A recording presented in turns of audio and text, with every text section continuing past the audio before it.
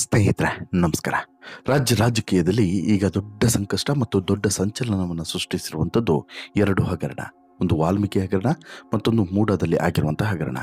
ಈ ಎರಡು ಹಗರಣವನ್ನೇ ಇಟ್ಕೊಂಡು ಬಿಜೆಪಿ ಈಗ ಪಾದಯಾತ್ರೆಯನ್ನು ಮಾಡ್ತಾ ಇದೆ. ಬೆಂಗಳೂರಿನಿಂದ ಮೈಸೂರಿನವರೆಗೆ ಪಾದಯಾತ್ರೆಯನ್ನು ನಡೆಸ್ತಾ ಇದೆ. ಈ ಮೂಲಕ ಕಾಂಗ್ರೆಸ್ ಸರ್ಕಾರದ ವಿರುದ್ಧ ದೊಡ್ಡ ಮಟ್ಟದಲ್ಲಿ ಸಮರವನ್ನು ಸಾರಿದೆ. ಈಗ ಸಮರವನ್ನೇನೋ ಸಾರಿದೆ, ಅಟ್ ದಿ ಸೇಮ್ ರಾಜ್ಯ ಸರ್ಕಾರಕ್ಕೆ ಈಗ ದೊಡ್ಡ ಸಂಕಷ್ಟವನ್ನು ತಂದಿಡ್ತಿರುವಂಥದ್ದು ಯಾರು ಅಂತ ಹೇಳಿ ಕೇಳಿದರೆ ಇದೇ ರಾಜ್ಯ ಸರ್ಕಾರದಲ್ಲಿರುವಂಥ ಸಚಿವರು. ಹೌದು, ಕಳೆದ ಬಾರಿ BJP ಸೋಲೋದಕ್ಕೆ ಎಷ್ಟರ ಮಟ್ಟಿಗೆ ಸಚಿವರು ಕಾರಣಕರ್ತರೋ ಅದೇ ರೀತಿ ಈಗ ಕಾಂಗ್ರೆಸ್ನ ಈ ದುರಾಡಳಿತಕ್ಕೆ ಅಥವಾ ಕಾಂಗ್ರೆಸ್ ಇನ್ನೂ ಕೂಡ ಆಡಳಿತದಲ್ಲಿ ಹಳಿ ತಪ್ಪೋದಕ್ಕೆ ಪ್ರಮುಖವಾದಂಥ ಕಾರಣಕರ್ತರು ಕೂಡ ಇದೇ ಸಚಿವರು ಅನ್ನೋದರಲ್ಲಿ ಎರಡನೇ ಮಾತೇ ಇಲ್ಲ. ಇದೇ ಕಾರಣಕ್ಕೆ ಈಗಾಗಲೇ ಅಲರ್ಟ್ ಆಗಿರುವಂಥ ಕಾಂಗ್ರೆಸ್ನ ಹೈಕಮಾಂಡು ಸಚಿವ ಸಂಪುಟ ಪುನರಚನೆಯ ಮುನ್ಸೂಚನೆಯನ್ನು ಕೊಟ್ಟಿದೆ. ಜೊತೆಗೆ 2 ತಿಂಗಳ ಕಾಲಾವಕಾಶವನ್ನು ಕೂಡ ಕೊಟ್ಟಿದೆ. ಹಾಗೆಯೇ ಒಂದಷ್ಟು ಸಚಿವರಿಗೆ ನೇರವಾದಂಥ ಎಚ್ಚರಿಕೆಯನ್ನು ಕೂಡ ರವಾನಿಸಿದೆ. ಹೌದು, ಈಗಾಗಲೇ ಇನ್ನೆರಡು ತಿಂಗಳಿನಲ್ಲಿ ಸಚಿವ ಸಂಪುಟ ಕಂಪ್ಲೀಟಾಗಿ ಪುನರಚನೆ ಆಗುತ್ತೆ ಅನ್ನುವಂಥ ಮುನ್ಸೂಚನೆಯನ್ನು ಕೇಂದ್ರದ ಹೈಕಮಾಂಡ್ನ ನಾಯಕರುಗಳು ಕೊಟ್ಟು ಹೋಗಿದ್ದಾರೆ ಅನ್ನೋದು ಈಗ ಸ್ಪಷ್ಟವಾಗಿದೆ. ಅದರ ಜೊತೆಗೆ ಒಂದಷ್ಟು ಸಚಿವರಿಗೆ ಎಚ್ಚರಿಕೆಯನ್ನು ಕೂಡ ರವಾನಿಸಿದ್ದಾರೆ, ಡೈರೆಕ್ಟ್ಲಿ ಆರ್ ಇಂಡೈರೆಕ್ಟ್ಲಿ. ಯಾಕೆಂತ ಹೇಳಿದರೆ ಅವರು ಮಾಡ್ತಿರುವಂಥ ಸಾಧನೆ ಅವರೇ ಇಷ್ಟಪಡಬೇಕು. ಅಂತಹ ಸಾಧನೆಯನ್ನು ಮಾಡಿ ಸರ್ಕಾರಕ್ಕೂ ಕೂಡ ಕೆಟ್ಟ ಹೆಸರನ್ನು ತರ್ತಾ ಇದ್ದೀರಾ. ಜೊತೆಗೆ ಆಡಳಿತದಲ್ಲೂ ಕೂಡ ಚುರುಕನ್ನು ಇನ್ನೂ ಕೂಡ ನೀವು ಬೆಳೆಸಲಿಲ್ಲ ಅಥವಾ ಮುಟ್ಟಿಸಲಿಲ್ಲ ಅನ್ನುವಂಥದ್ದು ಸ್ಪಷ್ಟವಾಗಿ ಕೊಟ್ಟಿರುವಂಥ ವಾರ್ನಿಂಗ್. ಸೊ ದಟ್ 2 ತಿಂಗಳಲ್ಲಿ ನಿಮ್ಮ ಮೌಲ್ಯಮಾಪನ ನಡೀತದೆ. ಇಲ್ಲಿವರೆಗೆ ಏನು ಮಾಡಿದ್ದೀರಾ, ಏನು ಕಿತ್ತುಗುಡ್ಡೆ ಹಾಕಿದ್ದೀರಾ ಎಲ್ಲದೂ ಕೂಡ ನಮಗೆ ಗೊತ್ತಿದೆ. ಇನ್ನು ಮುಂದೆ ಏನು ಮಾಡ್ತೀರಾ 2 ತಿಂಗಳು, ಅದ್ರ ಬಗ್ಗೆನೂ ಕೂಡ ಇನ್ಫಾರ್ಮೇಷನ್ಸನ್ನು ಕಲೆಕ್ಟ್ ಮಾಡ್ತಾ ಇದ್ದೀವಿ. ಒಂದು ವೇಳೆ ಆ ಇನ್ಫಾರ್ಮೇಷನ್ಸ್ಗಳು ಮೇಲೇ ನಿಮ್ಮ ಈ ಸಚಿವ ಸಂಪುಟ ಸ್ಥಾನಮಾನ ಉಳಿಬೇಕೋ ಬೇಡವೋ ಅನ್ನೋದು ತೀರ್ಮಾನ ಆಗುತ್ತೆ ಅನ್ನೋದು ಗೊತ್ತಾಗಿದೆ. ಹಾಗಾದರೆ ಯಾವಾಗ ಸಚಿವ ಸಂಪುಟ ಪುನರಚನೆ ಆಗಬಹುದು, ಯಾರಿಗೆಲ್ಲ ಕೋಕು ಕೊಡಬಹುದು, ಇದ್ರ ಬಗ್ಗೆ ಕಂಪ್ಲೀಟ್ ಮಾಹಿತಿಯನ್ನು ಕೊಡ್ತಾ ಹೋಗ್ತೇನೆ. ಅದಕ್ಕಿಂತ ಮುಂಚೆ ನೀವು ಇನ್ನೂ ಕೂಡ ನಮ್ಮ ಚಾನಲನ್ನು ಸಬ್ಸ್ಕ್ರೈಬ್ ಮಾಡಿಲ್ಲ ಅಂದರೆ ದಯವಿಟ್ಟು ಕೂಡಲೇ ಸಬ್ಸ್ಕ್ರೈಬ್ ಮಾಡಿ ಸ್ನೇಹಿತರೆ. ನೋಡಿ, ವಿಧಾನಸಭೆ ಚುನಾವಣೆಯಲ್ಲಿ ಇದ್ದಂಥ ಟ್ರೆಂಡು ಲೋಕಸಭೆ ಚುನಾವಣೆಗೆ ಬರುವಾಗ ಕಂಪ್ಲೀಟಾಗಿ ಬದಲಾಗಿ ಹೋಗಿತ್ತು. ಕೇವಲ 1 ವರ್ಷದೊಳಗಡೆ ಬಂದಂತಹ ಈ ಲೋಕಸಭೆ ಚುನಾವಣೆಯಲ್ಲಿ ಕಂಪ್ಲೀಟ್ ಟ್ರೆಂಡು ಬದಲಾಗಿ ಹೋಗಿತ್ತು. ವಿಧಾನಸಭೆ ಚುನಾವಣೆಯಲ್ಲಿ ಬರೋಬ್ಬರಿ 136 ಸ್ಥಾನಗಳನ್ನು ಗೆದ್ದಂಥ ಕಾಂಗ್ರೆಸ್ಗೆ ಲೋಕಸಭೆ ಚುನಾವಣೆಯಲ್ಲಿ 10 ಸಂಖ್ಯೆಯನ್ನು ಕೂಡ ದಾಟೋಕ್ಕೆ ಆಗದಂಥ ಪರಿಸ್ಥಿತಿ ನಿರ್ಮಾಣ ಆಯಿತು ಅಂತ ಹೇಳಿದ್ರೆ ಬಹುಶಃ ಎಂಥ ಹೀನಾಯ ಸ್ಥಿತಿಗೆ ಕಾಂಗ್ರೆಸ್ ತಲುಪಿದೆ ಅನ್ನೋದನ್ನು ನೀವೇ ಆಲೋಚನೆ ಮಾಡ್ಕೊಳ್ಳಿ. ರಾಜ್ಯದಲ್ಲಿ ಸರ್ಕಾರ ಅಧಿಕಾರದಲ್ಲಿದೆ, ಜೊತೆಗೆ ಸಚಿವರುಗಳು ಘಟಾನುಘಟಿ ಸಚಿವರೇ ಈ ಬಾರಿ ಸಚಿವ ಸಂಪುಟದಲ್ಲಿದ್ದಾರೆ, ಆದರೂ ಕೂಡ ಆಗ್ತಿಲ್ಲ. ಹೀಗಾಗಿಯೇ ಈಗ ಅಂತಿಮವಾಗಿ ಹೈಕಮಾಂಡ್ ಒಂದು ಕಟ್ಟು ನಿರ್ಧಾರಕ್ಕೆ ಬಂದಿದೆ. ನಿಮಗೆ ಸುಮಾರು ಒಂದೂವರೆ ವರ್ಷಗಳ ಅವಕಾಶವನ್ನು ಕೊಟ್ವಿ. ಇಷ್ಟು ವರ್ಷಗಳ ಅವಕಾಶವನ್ನು ಕೊಟ್ಟರೂ ಕೂಡ ನೀವು ಇನ್ನೂ ಕೂಡ ನಿಮ್ಮ ಕಾರ್ಯವೈಖರಿಯನ್ನು ಸುಧಾರಿಸ್ಕೊಳ್ಳೋದು ಸ್ಪಷ್ಟವಾಗಿ ಕಾಣಿಸ್ತಿಲ್ಲ. ಸೊ ದಟ್ಟು ಕರ್ನಾಟಕದಲ್ಲಿ ಲೋಕಸಭೆ ಚುನಾವಣೆಯಲ್ಲಿ ಕಾಂಗ್ರೆಸ್ ಸೋಲೋದಕ್ಕೆ ಇದು ಕೂಡ ಒಂದು ಪ್ರಮುಖವಾದಂಥ ಕಾರಣ ಆಯಿತು. 2024ರಲ್ಲಿ ಕಾಂಗ್ರೆಸ್ ಸೋಲಿನ ಕುರಿತು AICC ಸತ್ಯ ಶೋಧನಾ ಸಮಿತಿ ಹೈಕಮಾಂಡ್ ನಾಯಕರಿಗೆ ವರದಿಯನ್ನು ಕೂಡ ಕೊಟ್ಟಿದೆ. ಈ ವರದಿಯಲ್ಲಿ ರಾಜ್ಯದಲ್ಲಿ ಅಧಿಕಾರದಲ್ಲಿರುವಂಥ 28 ಕ್ಷೇತ್ರಗಳ ಪೈಕಿ 9 ಸ್ಥಾನಗಳನ್ನು ಮಾತ್ರ ಕಾಂಗ್ರೆಸ್ ಗೆದ್ದಿದೆ, 19 ಸ್ಥಾನಗಳನ್ನು BJP, 2 ಸ್ಥಾನಗಳನ್ನು JDS ಗೆದ್ದಿದೆ. ಹಾಗಾದರೆ ಅಧಿಕಾರದಲ್ಲಿದ್ದು ಏನು ಪ್ರಯೋಜನ? ರಾಜ್ಯ ಸರ್ಕಾರದಲ್ಲಿ ಅಧಿಕಾರದಲ್ಲಿರುವಂಥ ಕಾಂಗ್ರೆಸ್ಸೇ ಇಷ್ಟು ಕಳಪೆ ಸಾಧನೆಯನ್ನು ತೋರಿಸಿದ್ರೆ ಹೇಗೆ ಅನ್ನುವಂಥ ಪ್ರಶ್ನೆಯನ್ನು ಕೇಳಿಕೊಂಡು ಈಗ ಲೋಕಸಭೆ ಚುನಾವಣೆಯ ಫಲಿತಾಂಶದ ಪರಾಮರ್ಶೆ ಕುರಿತು ಸಭೆಯನ್ನು ನಡೆಸಲಾಗಿತ್ತು ಇತ್ತೀಚೆಗೆ. ಇದರ ಜೊತೆಗೆ AICC ರಚಿಸಿದ್ದಂಥ ಸತ್ಯ ಶೋಧನಾ ಸಮಿತಿಯ ಅಧ್ಯಕ್ಷ ಮಧುಸೂದನ್ ಮಿಸ್ತ್ರಿ, ಸದಸ್ಯ ಗೌರವ್ ಗೋಯಗಲಿ ಮತ್ತು ಹಿಬಿ ಹಿಡನ್ ಮುಂದೆ ಸಚಿವರು ತಮ್ಮ ಅಭಿಪ್ರಾಯಗಳನ್ನು ದಾಖಲು ಮಾಡಿದರು. ಜುಲೈನಲ್ಲಿ ರಾಜ್ಯಕ್ಕೆ ಭೇಟಿ ನೀಡಿದಂಥ ಸಮಿತಿ ಈಗ ಹೈಕಮಾಂಡ್ಗೆ ವರದಿಯನ್ನು ಕೊಟ್ಟಿದೆ. ಈ ವರದಿಯ ಆಧಾರದಲ್ಲೇ ಈಗ ಮುಂದಿನ ತೀರ್ಮಾನಗಳನ್ನು ತೆಗೆದುಕೊಳ್ಳೋದಕ್ಕೆ ಹೈಕಮಾಂಡ್ ನಿರ್ಧಾರವನ್ನು ಮಾಡಿದೆ ಅನ್ನೋದು ಸ್ಪಷ್ಟವಾಗಿ ಗೊತ್ತಾಗ್ತಿದೆ.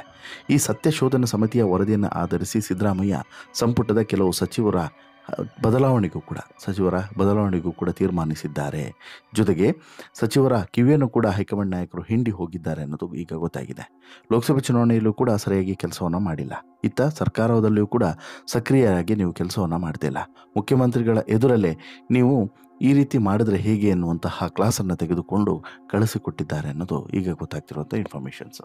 ಇದರ ಜೊತೆಗೆ ರಾಜ್ಯದ ರಾಜಕೀಯ ಬೆಳವಣಿಗೆಯ ಹಿನ್ನೆಲೆಯಲ್ಲಿ AICC ಪ್ರಧಾನ ಕಾರ್ಯದರ್ಶಿ KC ವೇಣುಗೋಪಾಲ್ ಮತ್ತು ರಾಜ್ಯ ಉಸ್ತುವಾರಿಯೂ ಕೂಡ ಆಗಿರುವಂತಹ ರಣದೀಪ್ ಸುರ್ಜೇವಾಲಾ ಅವರು ಬೆಂಗಳೂರಿಗೆ ಬಂದು ಮೊನ್ನೆ ಒಂದು ಮೀಟಿಂಗನ್ನು ಮಾಡಿದರು. ಸಿದ್ದರಾಮಯ್ಯ ಜೊತೆಗೂ ಕೂಡ ಮೀಟಿಂಗನ್ನು ಮಾಡಿದ್ರು, ಶಿವಕುಮಾರ್ ಜೊತೆಗೂ ಮೀಟಿಂಗನ್ನು ಮಾಡಿದ್ರು, ಪ್ರಮುಖ ಸಚಿವರ ಜೊತೆಗೂ ಕೂಡ ಮೀಟಿಂಗನ್ನು ಮಾಡಿದ್ರು.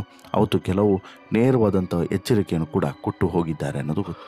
ಭಾನುವಾರ ಉಭಯ ನಾಯಕರು ಅಂದರೆ ಮುಖ್ಯಮಂತ್ರಿ ಸಿದ್ದರಾಮಯ್ಯ ಅವರ ಗೃಹ ಕಚೇರಿಯಲ್ಲಿ ಸಿದ್ದರಾಮಯ್ಯನವರನ್ನು ಉಪಮುಖ್ಯಮಂತ್ರಿ ಡಿ ಕೆ ಶಿವಕುಮಾರ್ ಮತ್ತು ಸಚಿವರ ಜೊತೆಗೆ ಸಭೆಯನ್ನು ನಡೆಸಿ ಬಳಿಕ ಕೆ.ಸಿ. ವೇಣುಗೋಪಾಲ್ ಬಿಜೆಪಿ ಮತ್ತು JDS ಮೈತ್ರಿಕೂಟದ ವಿರುದ್ಧ ಟೀಕೆಗಳನ್ನು ಮಾಡಿ ಹೋಗಿದ್ದನ್ನು ಬಹುಶಃ ನೀವೆಲ್ಲರೂ ಕೂಡ ನೋಡಿರ್ತೀರ. ಆದರೆ ಈ ಸಭೆಯಲ್ಲಿ ಏನಾಯಿತು ಅನ್ನೋದನ್ನು ಬಹುಶಃ ಸಾಕಷ್ಟು ಜನ ನೋಡಿರಲ್ಲ, ಗೊತ್ತಿರಲ್ಲ. ಇದು ಇವಾಗ ಗಮನಿಸಬೇಕಾಗಿರುವಂಥ ಅಂಶ. ಈ ಸಭೆಯಲ್ಲಿ ನೇರವಾಗಿ ಸಚಿವರಿಗೆ ಎಚ್ಚರಿಕೆಯನ್ನು ಕೊಟ್ಟಿದ್ದಾರೆ ಅನ್ನೋದು ಗೊತ್ತಾಗ್ತಿದೆ. ಇಲ್ಲಿ ಸತ್ಯ ಶೋಧನಾ ಸಮಿತಿ ಏನು ವರದಿಯನ್ನು ಕೊಟ್ಟಿದೆ ಅದನ್ನು ಸಚಿವರ ಮುಂದೆ ಇಡಲಾಗಿದೆ. ಆ ವರದಿಯನ್ನು ಆಧರಿಸಿ ನೀವು ಸರಿಯಾಗಿ ಕೆಲಸ ಮಾಡ್ತಾ ಇಲ್ಲ ಅಂತ ಹೇಳ್ಬಿಟ್ಟು ಪ್ರತಿಯೊಬ್ಬರ ಹೆಸರನ್ನು ಹೇಳಿ ಹೇಳಿ ಹೇಳಿ ವಾರ್ನಿಂಗನ್ನು ಕೊಟ್ಟಿದ್ದಾರೆ. ಅಷ್ಟೂ ಜನ ಸಚಿವರು ಏನೆಲ್ಲ ಮಾಡಿದ್ದೀರಾ, ಏನೆಲ್ಲ ಎಡವಟ್ಟುಗಳನ್ನು ಮಾಡ್ಕೊಂಡಿದ್ದೀರಾ, ಇಷ್ಟು ಸಮಯದಲ್ಲಿ ನಿಮಗೆ ಸಿಕ್ಕಂಥ ಅವಕಾಶವನ್ನು ಹೇಗೆ ನೀವು ಸದ್ಬಳಕೆ ಮಾಡ್ಕೊಂಡಿದ್ದೀರೋ ಅಥವಾ ದುರ್ಬಳಕೆ ಮಾಡ್ಕೊಂಡಿದ್ದೀರೋ ಅನ್ನೋದನ್ನು ಕೂಡ ಎಕ್ಸ್ಪ್ಲೈನ್ ಮಾಡಿದ್ದಾರೆ. ಅಷ್ಟು ಮಾತ್ರವಲ್ಲ, ರಾಜ್ಯದಲ್ಲಿ ರಾಜ್ಯ ಸರ್ಕಾರ ಅಧಿಕಾರದಲ್ಲಿ ಇದ್ದರೂ ಕೂಡ ನಿಮ್ಮ ಸಾಧನೆ ಎಷ್ಟು, ನೀವೇನು ಮಾಡಿದ್ದೀರಾ, ಎಲೆಕ್ಷನಲ್ಲಿ ಹೇಗೂ ನಿಮ್ಮ ಒಂದು ಎಫರ್ಟ್ ಝೀರೋ, ಕಾಂಪ್ರಮೈಸ್ ಪೊಲಿಟಿಕ್ಸ್ನೇ ಮಾಡಿದ್ದೀರಾ.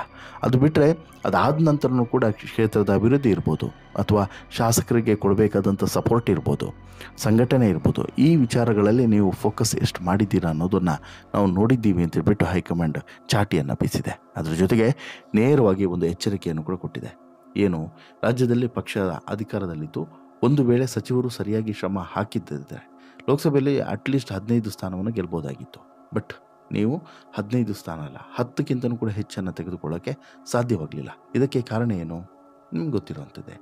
ಇನ್ನು ಮಾಹಿತಿಗಳ ಪ್ರಕಾರ ಆಹಾರ ಮತ್ತು ನಾಗರಿಕ ಸರಬರಾಜು ಇಲಾಖೆ, ಉನ್ನತ ಶಿಕ್ಷಣ ಇಲಾಖೆ, ಪ್ರಾಥಮಿಕ ಮತ್ತು ಪ್ರೌಢಶಿಕ್ಷಣ ಇಲಾಖೆ, ಸಹಕಾರ ಇಲಾಖೆಯ ಸಚಿವರ ಕಾರ್ಯವೈಖರಿಯ ಬಗ್ಗೆ ಸಹಜವಾಗಿ ಇವರಿಬ್ಬರು ಕೂಡ ಯಾರು ಕೆ.ಸಿ. ವೇಣುಗೋಪಾಲ್ ಮತ್ತು ರಣದೀಪ್ ಸಿಂಗ್ ಸುರ್ಜೇವಾಲಾ ಸಿಕ್ಕಾಬಟ್ಟೆ ಕಾರವಾಗಿ ಪ್ರತಿಕ್ರಿಯೆಯನ್ನು ಕೊಟ್ಟಿದ್ದಾರೆ.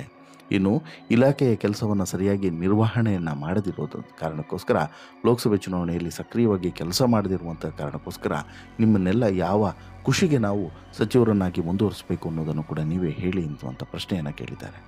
ಸಹಜವಾಗಿ ನಿಮ್ಮ ವೈಖರಿಯ ಬಗ್ಗೆ, ಆಡಳಿತದ ಬಗ್ಗೆ ನಮಗೆ ಕಿಂಚಿತ್ತೂ ಕೂಡ ಖುಷಿ ಇಲ್ಲ ಅನ್ನೋದನ್ನು ನೇರವಾಗಿ ಹೇಳಿದ್ದಾರೆ.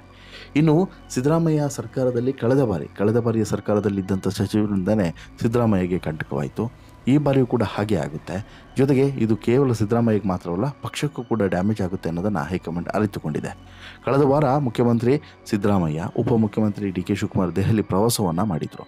ಆಗ AICC ಅಧ್ಯಕ್ಷ ಖರ್ಗೆ, ಪಕ್ಷದ ನಾಯಕರಾದಂಥ ರಾಹುಲ್ ಗಾಂಧಿ, AICC ಪ್ರಧಾನ ಕಾರ್ಯದರ್ಶಿಯಾದಂಥ ವೇಣುಗೋಪಾಲ್ ಮತ್ತು ಉಸ್ತುವಾರಿಯಾಗಿರುವಂಥ ರಣದೀಪ್ ಸಿಂಗ್ ಸುರ್ಜೇವಾಲಾ ರಾಜ್ಯದ ಈ ನಾಯಕರ ಜೊತೆಗೆ ಒಂದು ದೊಡ್ಡ ಸಭೆಯನ್ನು ಮಾಡ್ತಾರೆ.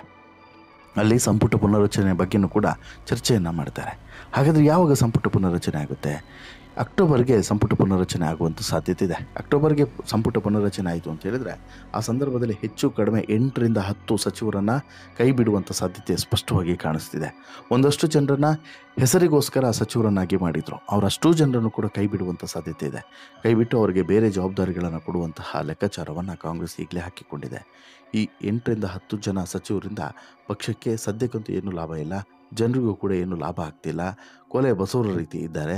ಹೀಗಾಗಿ ಇಂಥವರು ಸಚಿವರಾಗಿ ಉಳಿಯೋದ್ರಿಂದ ಏನು ಪ್ರಯೋಜನ ಅನ್ನುವಂಥ ಪ್ರಶ್ನೆಯನ್ನು ಕೇಳ್ತಿದ್ದಾರೆ. ಸೊ ದಟ್ ಇಲ್ಲಿ ಈ ಹಂತದಲ್ಲಿ ಒಂದಂತೂ ಕ್ಲಿಯರು, ಸಚಿವ ಸಂಪುಟ ಬದಲಾವಣೆ ಅಥವಾ ಪುನರ್ರಚನೆ ಆಗೇ ಆಗ್ತದೆ.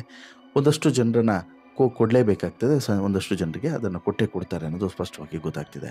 ಅದರಲ್ಲೂ ಕೂಡ ಡಿ ಕೆ ಶಿವಕುಮಾರ್ ಬಣದವರು ಒಂದಷ್ಟು ಜನ, ಸಿದ್ದರಾಮಯ್ಯ ಬಣದವರು ಇನ್ನೊಂದಷ್ಟು ಜನ, ಒಟ್ಟು ಒಂದು 8 ಸಚಿವರಿಗಂತೂ ಈ ಬಾರಿ ಶಾಕ್ ತಪ್ಪಿದ್ದಲ್ಲ ಅನ್ನೋದು ಸ್ಪಷ್ಟವಾಗಿ ಗೊತ್ತಾಗ್ತಿದೆ. ವಿವಾದಗಳನ್ನು ಮೈ ಮೇಲೆ ಹೇಳ್ಕೊಂಡಿದ್ದು, ಅಹಂಕಾರವನ್ನು ಪ್ರದರ್ಶನ ಮಾಡಿದ್ದು, ಸರ್ಕಾರವನ್ನು ಸಮರ್ಥನೆ ಮಾಡಿಕೊಳ್ಳದೇ ಇರುವಂಥದ್ದು, ಜೊತೆಗೆ ಲೋಕಸಭೆ ಚುನಾವಣೆಯಲ್ಲಿ ಕಳಪೆ ಪ್ರದರ್ಶನವನ್ನು ಕೊಟ್ಟಿರುವಂಥದ್ದು, ಮುಂದಿನ ಚುನಾವಣೆಗಳಲ್ಲಿ ಪಕ್ಷ ಸಂಘಟನೆಯನ್ನು ಇನ್ನೂ ಕೂಡ ಮಾಡದೇ ಇರುವಂಥದ್ದು, ಜೊತೆಗೆ ಅನುದಾನಗಳ ವಿಚಾರದಲ್ಲಿರ್ಬೋದು, ಜೊತೆಗೆ ಡೆವಲಪ್ಮೆಂಟ್ನ ವಿಚಾರ ಇರ್ಬೋದು, ಇಷ್ಟೂ ವಿಚಾರಗಳಲ್ಲಿ ಜೊತೆಗೆ ಸಹಜವಾಗಿ ಜನಸಂಪರ್ಕವನ್ನು ಹೇಗೆ ಇಟ್ಕೊಂಡಿದ್ದಾರೆ ಅನ್ನುವಂಥದ್ರ ಬಗ್ಗೆ ಎಲ್ಲ ಇನ್ಫಾರ್ಮೇಷನ್ಸನ್ನು ಕಲೆಕ್ಟ್ ಮಾಡಿದ್ದಾರೆ.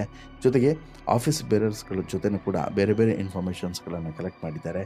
ಈ ಆಧಾರದ ಮೇಲೆಯೇ ಇಲ್ಲಿ ಕೇಂದ್ರ ಹೈಕಮಾಂಡ್ ನಾಯಕರು ಏನಿದ್ದಾರೆ, AICC ಅಧ್ಯಕ್ಷರಾಗಿರುವಂಥ ಖರ್ಗೆ ನೇತೃತ್ವದಲ್ಲಿ ಈ ಬಾರಿ ಸೆಲೆಕ್ಷನ್ ಆಗುತ್ತೆ, ಒಂದಷ್ಟು ರೀಶಫಲ್ ಆಗುತ್ತೆ ಅನ್ನೋದು ಸ್ಪಷ್ಟವಾಗಿ ಗೊತ್ತಾಗ್ತಿರೋಂಥ ಇನ್ಫಾರ್ಮೇಷನ್ಸ್. ಸೊ ದಟ್ ಇಲ್ಲಿ ಒಂದು ಬದಲಾವಣೆಯನ್ನಂತೂ ಈ ಬಾರಿ ನಿರೀಕ್ಷೆ ಮಾಡ್ಬೋದು. ನಂತರನಾದರೂ ಈ ಸಚಿವ ಸಂಪುಟ ಬದಲಾವಣೆ ಅಥವಾ ಪುನರ್ರಚನೆ ಆದ ಬಳಿಕನಾದರೂ ಕೂಡ ಸಿದ್ದು ಸರ್ಕಾರದ ವೇಗ ಹೆಚ್ಚು ಕುಂಟುತ್ತಾ ತೆವಳುತ್ತಾ ಸಾಗುತ್ತಾ ಕಾದ್ ನೋಡಬೇಕು. ನಿಮಗೇನು ಅನ್ಸುತ್ತೆ ಸ್ನೇಹಿತರೆ ಈ ಎಲ್ಲ ಬದಲಾವಣೆಗಳ ಬಗ್ಗೆ ನಿಮ್ಮ ಅಭಿಪ್ರಾಯ ಏನು? ಜೊತೆಗೆ ನಿಮ್ಮ ಪ್ರಕಾರ ಯಾರು ಸಚಿವ ಸ್ಥಾನದಲ್ಲಿ ಇರೋದಕ್ಕೆ ಅನರ್ಹರು ಅವರ ಹೆಸರನ್ನು ಕಮೆಂಟ್ ಮಾಡಿ ತಿಳಿಸಿ. ಜೊತೆಗೆ ಈ ಸ್ಟೋರಿ ಇಷ್ಟ ಆಯಿತು ಅಂತ ಹೇಳಿದರೆ ಲೈಕ್ ಮಾಡಿ, ಶೇರ್ ಮಾಡಿ, ಚಾನಲ್ಗೆ ಸಬ್ಸ್ಕ್ರೈಬ್ ಆಗೋದನ್ನು ಮರಿಬೇಡಿ. ಧನ್ಯವಾದ.